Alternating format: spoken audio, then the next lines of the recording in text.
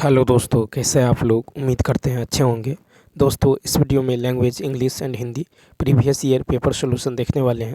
यह video BPSC tree 4.0 के लिए अत्यंत आवश्यक है, तो आप लोग लास्ट तक जरूर बने रहिएगा। देखिए, यह पेपर जो है 8/12/2023 को पूछा गया था। तो चलिए देखते हैं इस पेपर का सोल्यूशन। यदि आप नए हैं तो चैनल को सब्सक्राइब कर लीजिए, बेल आइकन को प्रेस कर दीजिए और एक बार वीडियो को शेयर कर दीजिए। देखिए, फर्स्ट है you fill in the blanks with suitable articles like a, n and d। देखिए, फर्स्ट है in this school all dot students are given free education. तो यहाँ पे राइट आंसर होगा सी ऑप्शन। क्या होगा, तो in this school all the students are given free education. ठीक है, तो देखिए वाक्य में जो है स्टूडेंट को पार्टिकुलराइज्ड किया गया है, इसलिए इसके पहले जो है डिफिनिट आर्टिकल दी का यूज हो जाएगा। ठीक है, तो डिफिनिट आर्टिकल डी का यूज हो जाएगा। डी को क्या बोलते हैं, तो डिफिनिट आर्टिकल। ठीक है, डी को बोल डिफिनिट आर्टिकल। ए और एन को क्या बोलते हैं, इनडिफिनिट आर्टिकल। क्या बोलते हैं, इनडिफिनिट आर्टिकल। नेक्स्ट क्वेश्चन में देखिए सेकंड, कहता I have a friend in Mumbai who is actress. तो यहाँ पे राइट आंसर होगा B option. I have a friend in Mumbai who is an actress. क्या हो जाएगा, तो एन हो जाएगा। ठीक है, तो देखिए एक्ट्रेस शब्द के जो प्रथम लेटर का उच्चारण हिंदी में वोवेल से है, इसलिए यहाँ पे क्या लग जाएगा, एन लग जाएगा। ठीक है, क्या लग जाएगा, एन लग जाएगा। तो जब किसी इंग्लिश के शब्दों के प्रथम लेटर का उच्चारण अ, आ, ए, ऐ, ई, उ हो तो इससे पहले हम एन का प्रयोग करते हैं। नेक्स्ट 3 है कि which of the flowing is not a river. 3 का होगा A option, bay of Bengal.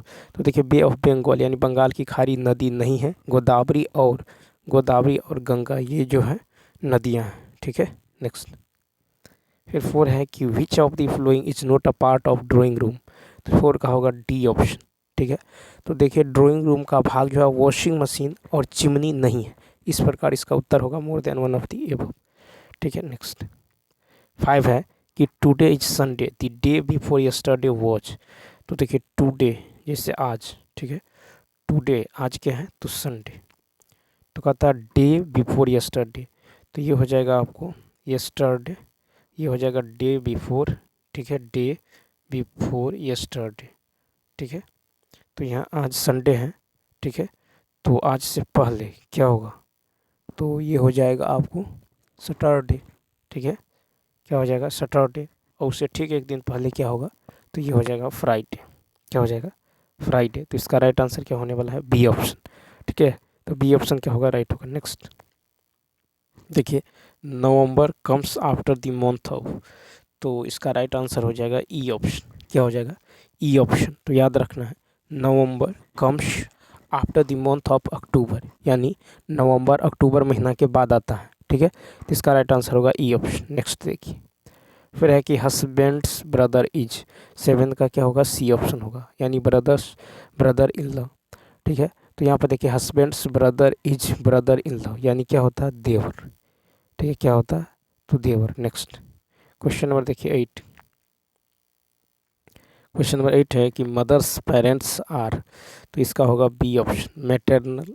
ठीक है, ग्रैंड पेरेंट्स। ठीक है, तो याद रखना है mother's parents are maternal grand parents, यानी नाना नानी। ठीक है, इसको क्या बोलेंगे, नाना नानी। नेक्स्ट क्वेश्चन नंबर देखिए नेक्स्ट है कि कौन सा प्रत्यय रहित शब्द है, 9 का। 9 का होगा बी ऑप्शन, भाव विहिल। ठीक है, 9 का क्या होगा, तो भाव विहिल। ठीक है, तो प्रत्यय रहित शब्द है आपको भाव विहिल। झुकाव में झुक जोर आओ अर्थात आव प्रत्यय हैं। उल्लेखनीय में जो अन्य प्रत्यय हैं। ठीक है, भाव विहिल प्रत्यय रहित शब्द है। 10 नंबर भाषा की उपयुक्त परिभाषा। भाषा की उपयुक्त परिभाषा क्या है, तो 10 का सी ऑप्शन, विचार या भाव प्रकट करने का साधन भाषा है। ठीक है, तो विचार या भाव प्रकट करने का साधन क्या है, तो भाषा है। 10 का सी ऑप्शन। 11 देखिए कहता स्वर के कितने प्रकार हैं, 11 का बी ऑप्शन, 3। ठीक है, तो काल के आधार पर स्वर के 3 प्रकार है, एक तो हर्ष स्वर, दीर्घ स्वर, प्लुत स्वर।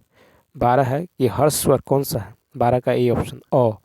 ठीक है, तो जिन व्यंजनों के उच्चारण में कम समय यानी एक मात्रा का समय लगता है उसे हर्ष स्वर कहते हैं, जैसे अ, ई, उ। ठीक है। हर स्वर है आपको अ ई उ, हर स्वर है अ ई उ, ठीक है। तो जिन स्वरों के उच्चारण में कम समय, एक मात्रा का समय लगता है उसे हर स्वर कहते हैं, जैसे अ ई उ।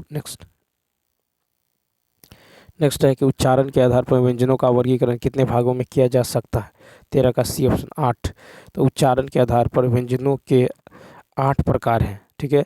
स्पर्श व्यंजन, संघर्षी व्यंजन, स्पर्श संघर्षी व्यंजन, नासिकीय व्यंजन, उसके बाद है पार्श्व व्यंजन, प्रकंपित व्यंजन, उच्चनित व्यंजन और संघर्षहीन व्यंजन, ठीक है। नेक्स्ट है कि अल्पप्राण ध्वनि कौन सी है? अल्पप्राण ध्वनि कौन सी है? 14 का होगा बी च। तो जिन वर्णों के उच्चारण में श्वास अर्थात प्राण वायु की मात्रा कम हो उन्हें अल्पप्राण ध्वनि कहा जाता है, जैसे च ज य, ठीक है। च ज य, ये क्या है? तो अल्पप्राण ध्वनि है, ठीक है। तो अल्पप्राण ध्वनि यानी 14 का बी ऑप्शन क्या होगा? राइट होगा। तो जिन व्यंजनों के उच्चारण में श्वास यानी अर्थात प्राणवायु की मात्रा कम हो उन्हें अल्प प्राण ध्वनि कहा जाता है, जैसे च ज और य। नेक्स्ट 15 है कि घोष ध्वनि कौन सी है? 15 का डी ऑप्शन। तो देखिए घोष ध्वनि कौन सी है? तो ध्वनि की दृष्टि से जिन व्यंजनों वर्णों के उच्चारण में, ठीक है, स्वर तंत्रिका झंकृत होती है उन्हें घोष ध्वनि कहते हैं, जैसे ग ग घ ज झ द ध, ठीक है। उसके बाद होगा आपको ड ढ व और झ आदि, ठीक है। तो यहाँ पे राइट आंसर क्या होने वाला है? डी, घोष ध्वनि। नेक्स्ट फिर है कि स्पर्शी व्यंजन है, 16 का भी डी ऑप्शन। तो देखिए स्पर्शी व्यंजनों की कुल संख्या 25 है, स्पर्शी व्यंजनों की कुल संख्या 25 है, ठीक है। जैसे क ख ग घ र, ठीक है, ट ठ ड ढ न त थ त न प फ ब भ म त थ त न, ठीक है। तो ये सब हो गया। नेक्स्ट देखिए उसके बाद यदि देखें तो यहाँ पे प और म, ठीक है, प फ और म ये क्या है? तो स्पर्शी व्यंजन है। नेक्स्ट 17 नंबर देखिए, कहा था कि अग्री शब्द का विशेषण है। तो 17 का यदि देखें तो बी ऑप्शन अग्रे। अग्री शब्द का, अग्री शब्द संज्ञा है। अग्री शब्द क्या है? तो संज्ञा है। अग्री शब्द संज्ञा है जिसका विशेषण अग्रे है। 18 नंबर है प्रकंपी व्यंजन है, ठीक है, प्रकंपी व्यंजन है। 18 का सी र।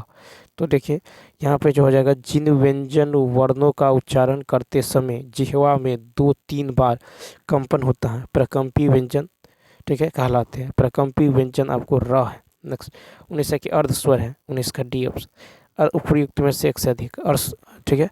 तो अर्ध स्वर क्या है? आपको उपयुक्त में से एक से अधिक। तो अर्ध स्वर उच्चारण में जिह्वा स्वरों में जो है उच्चारण के तुलना में अधिक ऊपर की ओर उठती है, ठीक है, किंतु इतनी ऊपर तक नहीं पहुंच पाती कि वायु अवरुद्ध हो सके, ठीक है। तो यहाँ पे य व अर्ध स्वर है। इस प्रकार से उत्तर क्या होगा? तो डी। नेक्स्ट फिर है कि च वर्ग का व्यंजन है, तो 20 का डी ऑप्शन। तो देखिए च वर्ग व्यंजन है च छ ज झ और यह च वर्ग। नेक्स्ट 21 में देखिए, कहता के की विहंग खग और पिक कौन सा युग्म पक्षी के पर्याय है? 21 का बी ऑप्शन। तो ख और क्या होगा? ख और ग यानी विहंग और खग, ठीक है। तो विहंग और खग पक्षी शब्द के पर्याय है, ठीक है। केकी होता है मयूर मोर, पिक होता है कोयल। नेक्स्ट पिक होता है कोयला, ठीक है, सॉरी। तो यहाँ पे कहता है कि कौन सा युग्म जो है पक्षी के पर्याय है? तो ख और ग यानी विहंग और क्या होगा? खग। विहंग मतलब होता है आपको मयूर मोर और पिक माने होता है कोयल। नेक्स्ट कहता है विलोम शब्द कौन सा युग्म सही है? 22 का ई ऑप्शन, ठीक है। तो का पुरुष का मतलब होता है कायर, ठीक है, का पुरुष कायर। कुप्शा मतलब निंदा, ठीक है, कुप्शा निंदा, ठीक है। तो का पुरुष कायर समानार्थी शब्द है, कुप्शा निंदा समानार्थी शब्द है। शकल संपूर्ण, विकल व्याकुल परेशान। नेक्स्ट निम्नलिखित में कौन सा वाक्य शुद्ध है? तो इसका होगा ई ऑप्शन, ठीक है। तो यहाँ पे देखिए दिए गए वाक्य, सभी वाक्य जो है शुद्ध है, ठीक है। यहाँ पे दिए गए सभी वाक्य क्या हैं? शुद्ध है। तो कहता है यह कहना आपकी गलती है, चरखा चलाना चाहिए, मुझसे यह काम संभव नहीं। नेक्स्ट क्वेश्चन देखिए 24, कहता है रचना के आधार पर कौन सा विकल्प वाक्य का भेद नहीं है, रचना के आधार पर। तो यहाँ पे जो राइट आंसर होगा ए ऑप्शन, उपवाक्य। तो देखिए रचना के आधार पर जो है वाक्य के भेद इस प्रकार है, सरल वाक्य या साधारण वाक्य, संयुक्त वाक्य, तीसरा मिश्र वाक्य या जटिल वाक्य। ठीक है, नेक्स्ट कहता जिन शब्दों से न्यूनता, लघुता, हीनता या तुच्छता का बोध होता है उसे क्या कहते हैं? 25 का ए, उनार्थक शब्द। ठीक है, तो जिन शब्दों से न्यूनता, लघुता, हीनता या तुच्छता का बोध होता है उसे उनार्थक शब्द कहते हैं। नेक्स्ट 26 नंबर देखिए, 26 है कि जिसे बुलाया न गया हो, वाक्यांश के लिए उपयुक्त शब्द 26 का होगा सी ऑप्शन, अनाहुत। ठीक है, तो जिसे बुलाया न गया हो उसके लिए एक शब्द है अनाहुत।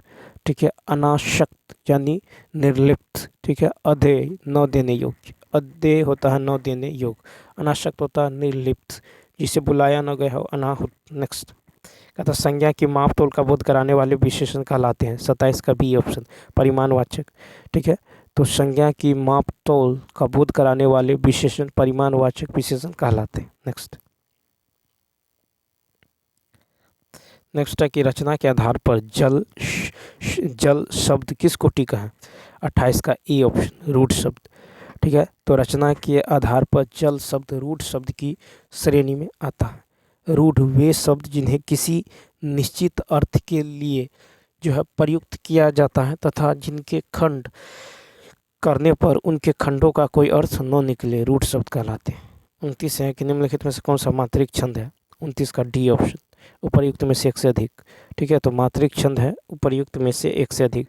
तो देखिए जिन छंदों में मात्राओं की संख्या लघु तथा गुरु स्वर, ठीक है, गुरु स्वर, यति तथा गति के आधार पर पद रचना होती है उन्हें मात्रिक छंद कहते हैं।